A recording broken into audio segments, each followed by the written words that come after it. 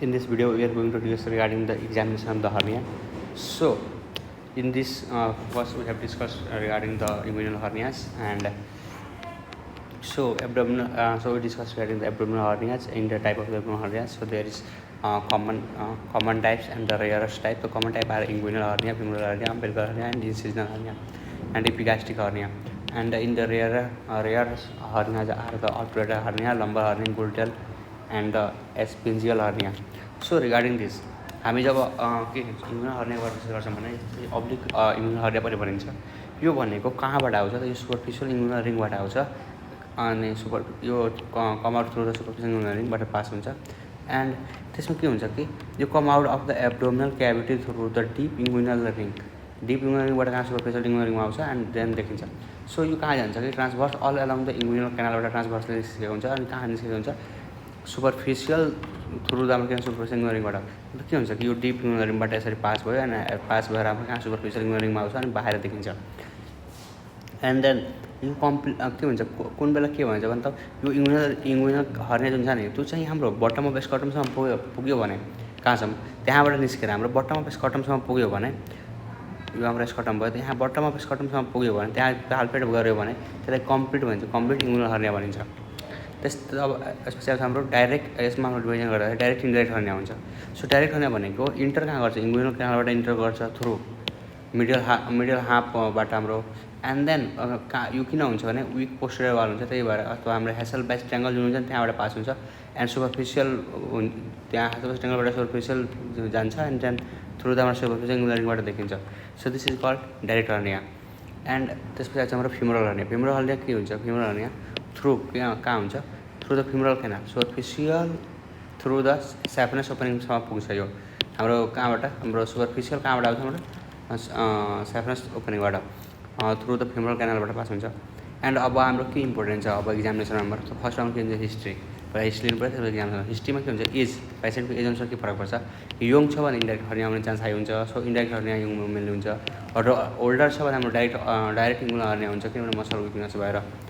And then त्यसपछि आउँछ हाम्रो अकुपेसनसँग चाहिँ स्टेनस पाइस वर्केट छ भने अन्डरलाइङ हाम्रो विकनेस अफ एब्डोमिनल मसल हुन्छ जसले गर्दाखेरि पर्सिस्टेन्स अफ द प्रोसेस भेजिनालिस, यो हाम्रो पर्सिस्टेन्स अफ प्रोसेस भेजिनालिस अथवा हाम्रो विकनेस अफ एब्डोमिनल मसलले गर्दाखेरि के हुन्छ कि हाम्रो कन्टेन्ट कहाँ एब्डोमिनलबाट पास हुन्छ? स्कर्टम कहाँ हुन्छ? एब्डोमिन टु द स्कर्टमको बिचमा जुन बाटो छ नि यो हाम्रो पर्सिस्टेन्ट के हुन्छ? पर्सिस्टेन्स अफ द प्रोसेस भेजिनालिस भनेको के हो कि एब्डोमिनल स्कर्टम छुट्याउने एउटा हाम्रो के हुन्छ लेयर हुन्छ। त्यो चाहिँ के हुन्छ कि त्यो के हुन्छ? क्लोज हुँदैन।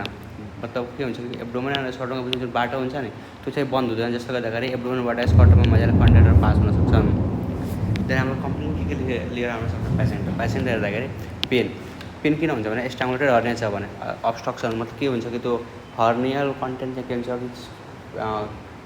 केही के हुन्छ राम्रै फँसेको छ, बाँधिएर बसेको छ, त्यसलाई भन्छ स्ट्राङ्गुलेटेड हर्निया।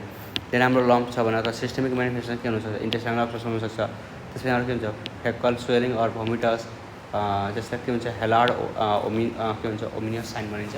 त्यसमा के हुन्छ कि भोमिटिङमा हाम्रो फेकल स्वेलिङ भोमिटसमा आउँछ, जस्तै हाम्रो फेकल मेटरको स्मेल आउँछ। स्मेलिङ हाम्रो के हुन्छ? फेकल मेटर स्मेलिङ हुन्छ भोमिटसले गर्दाखेरि, भोमिट कन्टेन्टमा। अदर कम्प्लेनमा के हुन्छ? क्रोनिक ब्रोन्काइटिस हुनसक्यो, फ्रिक्वेन्सी अफ मिक्सचर हुन्छ। त्यसपछि पास्ट हिस्ट्रीमा हेऱ्यो भने एनी अपरेसन छ भने जसले एपेन्डेक्टोमी एपेन्डिसाइटिस भएर एपेन्डेक्टोमी गरेको छ भने त्यसले गर्दा weakness of the abdominal muscle हुनसक्यो, त्यसले गर्दाखेरि मजाले कन्टेन्टहरू बाहिर आउन थाल्छ एब्डोमिनबाट muscle due to the division of the nerve, हाम्रो त्यहाँको नर्भ हाम्रो डिभिजन भएर। त्यसपछि रिकरेन्ट हर्निया कन्डिसन छ भने त्यसपछि हाम्रो लोकल अब इक्जामिनेसनमा हामी गएर चाहिँ फोकस गर्छौँ। लोकल इक्जाम के गर्नु पऱ्यो? एक्सपोजर गर्नु पऱ्यो पेसेन्टको। त्यो कहाँदेखि? Level of umbilicus to the middle thigh लेभलसम्म गर्नु पऱ्यो, मतलब हाम्रो यो अर्गनहरू पुरै एक्सपोज हुनु पऱ्यो। त्यसपछि पोजिसन हेर्नु पऱ्यो। फर्स्टमा स्ट्यान्डिङ पोजिसन, देन हाम्रो सुपाइन पोजिसन गर्नु पऱ्यो। के हुन्छ कि स्ट्यान्डिङमा हेर्दाखेरि इन्गुइनल, फिमोरल, अब्टुरेटर अर इपिगास्ट्रिक अर लम्बर, ग्लुटियल के हुन्छ एस्प्लेन्जियल हर्नियाहरू छ भने देखिन्छ। त यसमा के हुन्छ कि पेसेन्टले अगाडि बेन्ड गर्न लगाउनुहुन्न, not bend forward. And then supine position गरिन्छ। त्यसपछि इन्सपेक्सनमा के हेरिन्छ? इन्सपेक्सनमा स्वेलिङ हेरिन्छ, स्किन ओभर द स्वेलिङ हेरिन्छ, त्यसपछि स्किन ओभर द स्वेलिङ, त्यसपछि इम्पल्स अन द कफिङ, त्यसपछि position of the penis. So स्वेलिङमा के हेरिन्छ त? Size and shape. देन हाम्रो position and extent, position and size and shape हुन्छ, त्यसको पोजिसन एन्ड एक्सटेन्ड हुन्छ। त्यसपछि हाम्रो हेऱ्यो भने भिजुअल पेरिस्टाल्सिस हुन्छ। अब साइज एन्ड सेपमा हेऱ्यो भने डाइरेक्ट इन्डाइरेक्ट हुन्छ एन्ड फिमोरल हुन्छ, direct indirect and femoral. So यसमा हेऱ्यो भने इन्डाइरेक्ट भने के हो, इन्डाइरेक्टको सेप हेऱ्यो भने कस्तो हुन्छ, पिरिफर्मी सेप हुन्छ एन्ड एक्सटेन्ड कहाँ हुन्छ, यो डाउन इन्टु द स्कर्टमसम्म आएको हुन्छ, down into the scrotum. Direct हेऱ्यो भने स्पेरिकल इन सेप हुन्छ एन्ड लिटल टेन्डेन्सी हुन्छ इन्टु द स्कर्टम। त्यसपछि आउँछ फिमोरल। फिमोरलमा हेऱ्यो भने स्पेरिकल हुन्छ, जुन below and lateral to the pubic टुबरकलसम्म हुन्छ।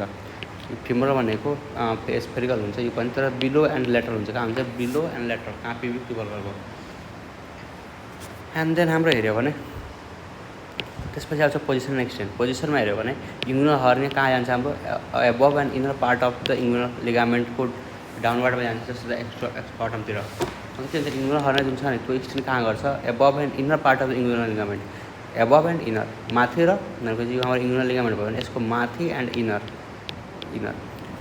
माथि के हुन्छ, above and inner part of the inguinal ligament and down to the स्कर्टमसम्म पुग्छ। एन्ड त्यसपछि स्वेलिङ हाम्रो यसमा के हुन्छ, स्कर्टम स्वेलिङ हुन्छ, राइट के हुन्छ, right to the bottom, congenital type हुन्छ। यदि राइट टु द बटम छ भने कन्जेनाइटर टाइप भयो।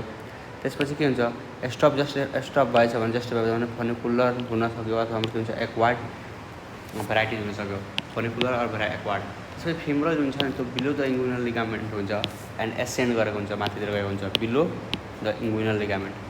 त्यसपछि हेऱ्यो भने हाम्रो भिजुअल पेरिस्टाल्सिस के हुनसक्छ, त never seen in the femoral हर्नियामा हाम्रो भिजुअल पेरिस्टाल्सिस देखिँदैन, तर हाम्रो इन्टेस्टाइनल कन्टेन्ट छ भने त्यसमा देखिन्छ। त्यसको कभरिङ थिन छ भने त्यसमा देखिन्छ। त्यसपछि स्कर्टम मुभमेन्ट, यदि स्कर्टम मुभमेन्ट भइरहेछ भने त्यो डाक्टस मसलले गर्दा हुन्छ, तर हामी झुकिन्छ। त्यसपछि आउँछ skin over the swelling. Skin over the स्वेलिङमा हेऱ्यो भने के हुन्छ कि यसमा कम्प्लिकेटेड हर्निया छ भने ओभरलाइङ स्किन के हुन्छ, नर्मल हुन्छ।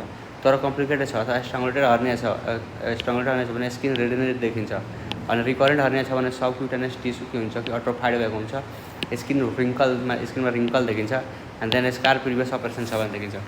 त्यसपछि हाम्रो के हुन्छ कि वुन्ड इन्फेक्सन हेऱ्यो भने प्रिभियस अपरेसन, वुन्ड इन्फेक्सन अथवा प्रिभियस अपरेसन छ भने त्यसमा इरेगुलर पुकड स्कार देखिन्छ, इरेगुलर पुकड स्कार। त्यसपछि चाहिँ इम्पल्स अन द कफिङ, एक्सपेन्साइल कफ इम्पल्समा हेऱ्यो भने हर्निया डायग्नोस्टिक क्राइटेरिया भयो।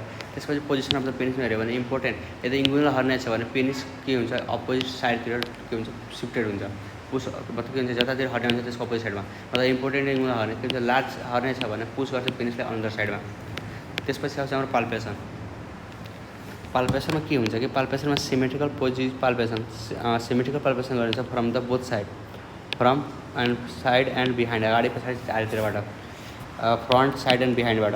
त्यसमा हाम्रो के हुन्छ, टेन्डरनेस, पाल्पेसनमा के हुन्छ, टेम्परेचर, टेन्डरनेस, सेप एन्ड साइज देखिन्छ। सो पाल्पेसनको लागि पोजिसन एक्सन के हुन्छ, डिसेन्ड इन्टु द स्कर्टमसम्म छ भने इङ्गुइनल हर्निया हो। एबभ के हुन्छ कि, so above intestine, above inguinal ligament, medial to the हाम्रो के हुन्छ, medial to the pubic tubercle छ भने, र बिलो छ लेटरल फिमोरल हर्निया भनिन्छ।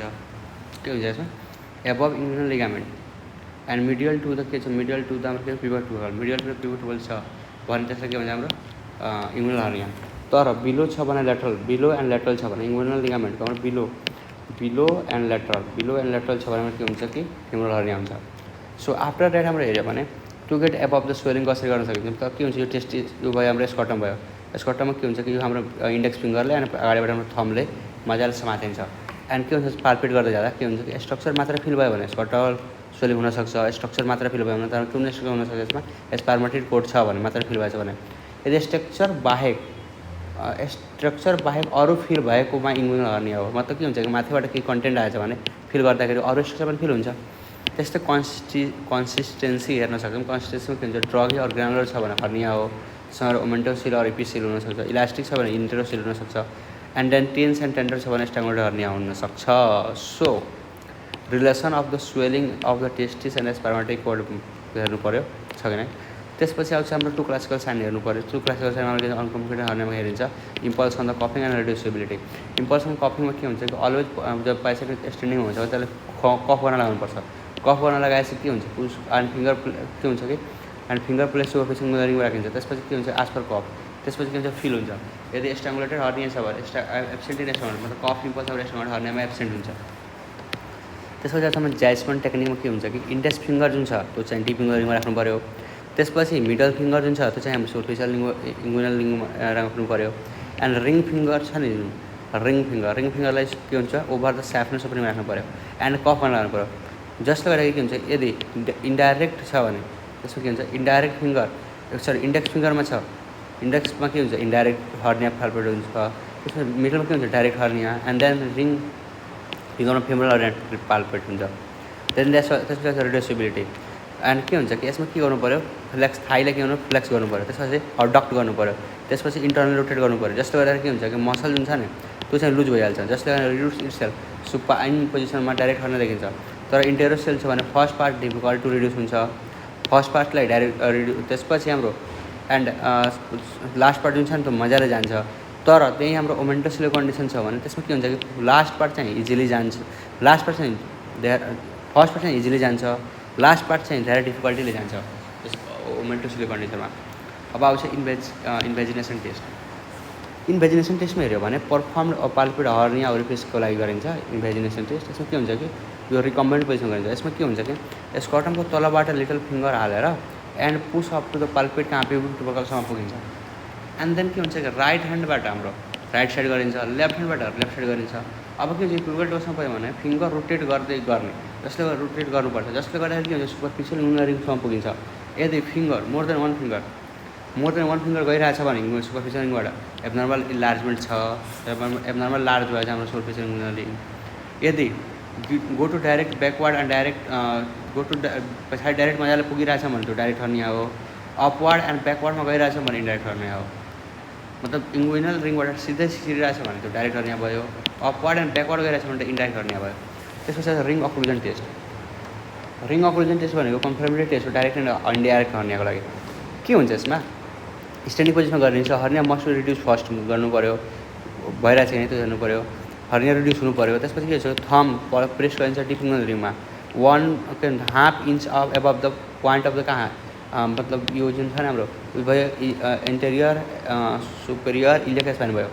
इन्टेरियर सुपेरियर इलियक स्पाइनबाट हाम्रो के हुन्छ लिगामेन्ट आएको छ। त्यसपछि यो हाम्रो के छ प्युबिक स्पाइन फाइज छ। यो दुइटैको बिचको ठ्याक्कै 1.5 इन्च माथि हाम्रो ठ्याक्कै यहाँ हात राख्यो भने 1/2 इन्च माथि यो दुइटैको मिडको यति हाम्रो माथि ठ्याक्कै mid above the mid point हाम्रो एबभ द मिड पोइन्टमा ठ्याक्कै 1.5 इन्च माथि राख्यो भने यो हाम्रो के हुन्छ रिङ टेस्ट गर्न सकिन्छ।